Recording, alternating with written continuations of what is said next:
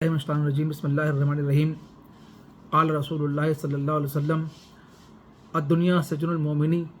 و جنت الکافر. دنیا مومن کے لیے قید خانہ اور کافر کے لیے جنت ہے. تو حضور صلی اللہ علیہ وسلم نے بیسیکلی اس حقیقت کی طرف ہم مسلمانوں کی توجہ کرائی ہے کہ ہماری جو زندگی ہے یہ ہماری زندگی جو ہے وہ کہ آزاد کو شتر و مہار کی زندگی نہیں ہے، بلکہ زندگی وہ ہے جو ہمیں جو اسلام کا دائرہ ہے، جو اللہ اور اس کے رسول نے جو کیا کہتے ہیں ہمیں احکامات دیے ہیں، ہمیں ان کے اندر ہی کیا کہتے گزارنا ہے. اسی وجہ سے کیا کہتے ہیں مومن بعض اوقات محسوس کرتا ہے کہ جی یہ دنیا کی زندگی اس کو قید خانہ لگ رہی ہے، کیونکہ بعض اوقات کیا کہتے ہیں وہ دیکھتا ہے کہ دنیا کے اندر کیا کہتے ہیں بہت رنگینیاں ہیں اور اس رنگینیوں میں کھو جانے کے مواقع بھی کیا کہتے ہیں موجود ہیں، لیکن اس کو اللہ اور اس کے رسول کی حدود یاد آ جاتی ہیں اور وہ کیا کہتے ہیں حلال ذرائع کے اوپر اکتفا کیا کہتے کرتا ہے. اس طرح ایک شخص ہے جو دیکھتا ہے کہ جب لوگ مارکیٹ میں جاتے ہیں اور طرح طرح کی خریداریاں کیا کہتے کر رہے ہیں، لیکن وہ جو اپنے حلال رزق یا حلال جو سیلری یا بزنس انکم جو بھی اس کی کیا کہتے ہوتی ہے، اس کو جو وسائل کے اندر رہتے ہوئے ہی کیا کہتے اپنی شاپنگ کرے گا، اسی میں اللہ کے راستے میں خرچ بھی کرے گا. ٹھیک ہے، تو مومن کی زندگی جو ہے وہ چونکہ اللہ تعالیٰ کی جو زندگی ہے دی ہوئی ایک امانت ہے، تو امانت کا حق یہ ہے کہ جی اس کو اس طرح سے استعمال کیا جائے جیسے کیا کہتے ہیں اس کے استعمال کرنے کا حق ہے. اسی وجہ سے قدم قدم پر ہم دیکھتے ہیں کہ جی مومن کو ایک پابندی کا سامنا کرنا پڑتا ہے، چاہے خوشی کا موقع ہو، چاہے غمی کا موقع ہو، چاہے کیا کہتے ہیں وہ جاب کر رہا ہو، چاہے وہ ایجوکیشن حاصل کر رہا ہو، چاہے وہ تفریح کیا کہتے کر رہا ہو، چاہے وہ کسی چیز کو سیلیبریٹ کرنا ہو.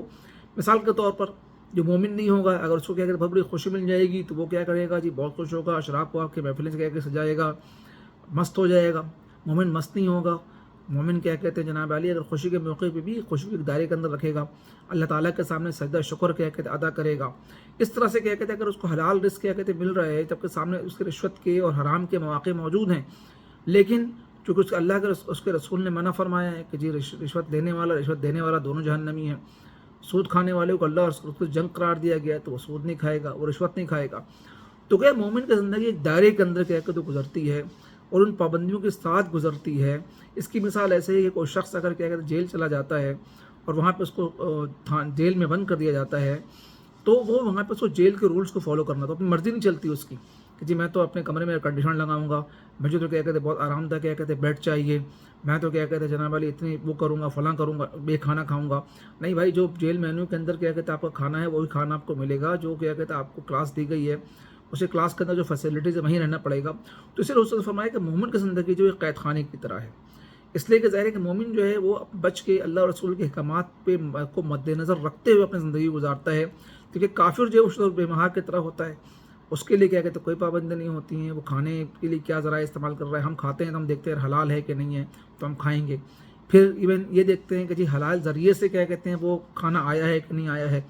ہم یہ دیکھتے ہیں. تو کافر کے لیے کوئی پابندی نہیں ہے، جو یہ عائشہ کرنا چاہتے ہیں کیا کہتے کرتے ہیں. تو مومن کے لیے قید خانہ ہے، اسی لیے کیا کہتے ہیں پھر مومن کے لیے اجر بھی کیا کہتے ہیں بہت زیادہ ہے. اللہ تعالیٰ سے دعا ہے کہ اللہ تعالیٰ کیا کہتے ہیں اپنی زندگی کو ان حدود کے اندر رہ کر گزارنے کی توفیق عطا فرمائے